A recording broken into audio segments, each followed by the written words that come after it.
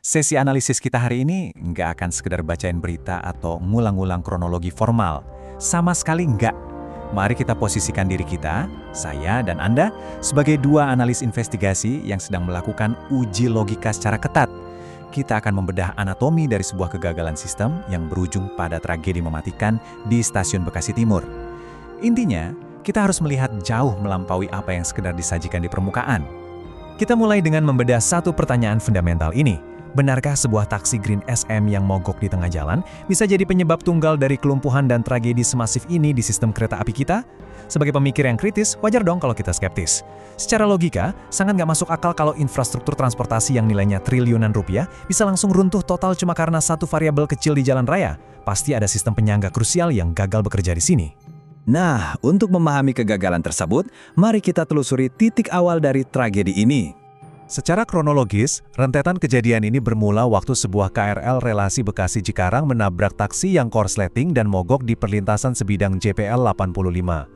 Akibat insiden ini, KRL tersebut otomatis terpaksa berhenti. Sistem kemudian mengubah status operasionalnya menjadi kereta tidak normal dengan kode perjalanan luar biasa atau PLB 5181. Kalau kita stop sampai di titik ini, sebenarnya insiden ini masih berupa kecelakaan lokal yang terisolasi. Tapi sayangnya, cerita nggak berhenti di situ. Disinilah kita masuk ke efek domino dari kegagalan sistemnya.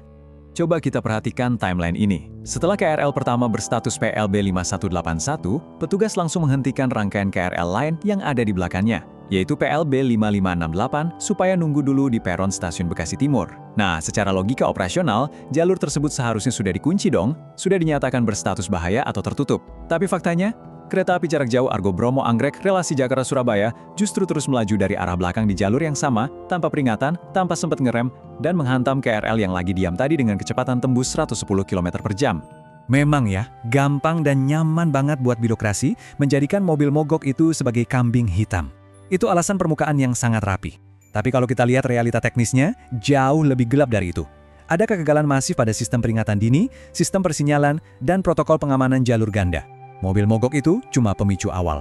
Sistem perkeretaapian yang membiarkan kereta jarak jauh melaju buta, menghantam kereta lain yang sedang berhenti mati, itulah penyebab sesungguhnya dari tragedi masif ini.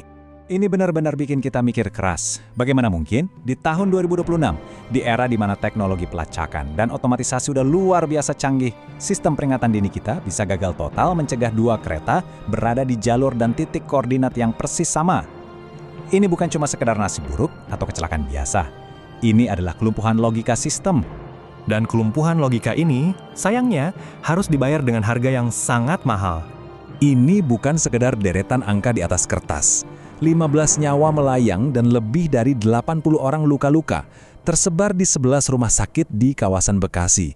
Ada satu detail teknis dari kejadian ini yang benar-benar mengerikan.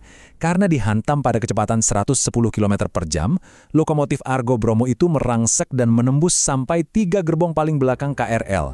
Dan yang bikin hati makin miris, salah satu yang hancur itu adalah gerbong khusus wanita. Pasca kejadian ada angka kompensasi yang keluar, 90 juta rupiah. Ini adalah total santunan dari Jasara Harja dan Jasara Harja Putra buat setiap korban yang meninggal dunia. Tentu kompensasi finansial itu mutlak haknya korban dan keluarga. Tapi mari kita uji lagi logika ini.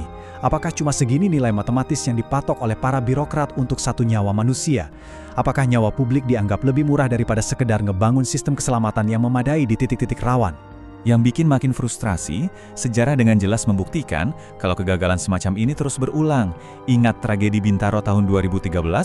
Waktu itu KRL nabrak truk Pertamina di perlintasan sebidang yang berujung ledakan mematikan. Sekarang, di 2026, polanya terulang lagi di Bekasi dengan pemicu yang sama persis, masalah di perlintasan sebidang. Jadi jelas, insiden ini bukan anomali satu kali kejadian. Ini adalah pola berulang yang akar masalahnya nggak pernah berani diselesaikan tuntas. Maka dari itu, wajar kalau sekarang kita mulai menuntut adanya akuntabilitas sistemik. Coba perhatikan baik-baik kutipan ini. Komisaris KAI secara terang-terangan bilang kalau pengadaan palang pintu di perlintasan sebidang itu kewajiban pemerintah daerah, bukan KAI. Beliau juga nyebutin kalau harganya itu 3 miliar rupiah per palang pintu.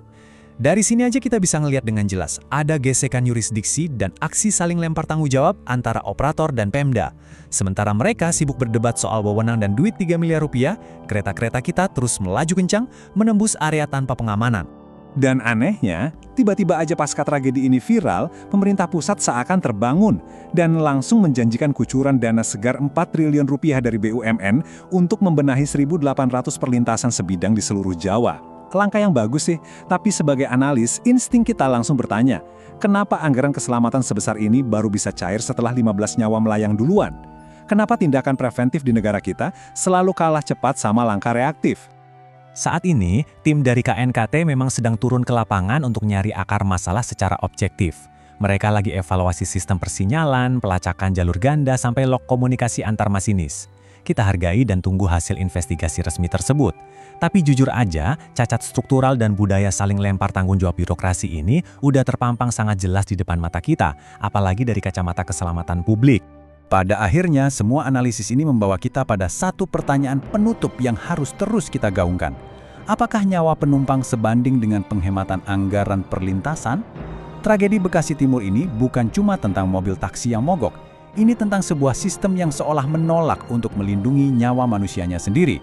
Jadi, tetaplah bersikap kritis, pantau terus kasus ini, dan jangan pernah gampang puas sama narasi yang cuma mengapung di permukaan.